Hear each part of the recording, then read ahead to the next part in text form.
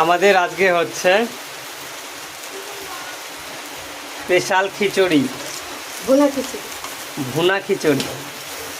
আজকে আমাদের মা বৃষ্টি হচ্ছে তো তাই খিচুড়ি রান্না করেছে।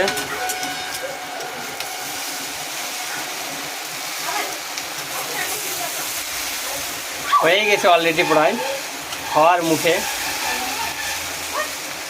আমি শুরু থেকে দেখাতে পারিনি পুরোপুরিটা,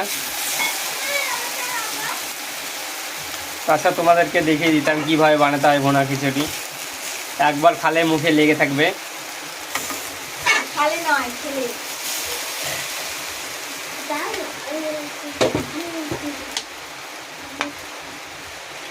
একটু তেল ঢালে দিচ্ছে পরে আবার।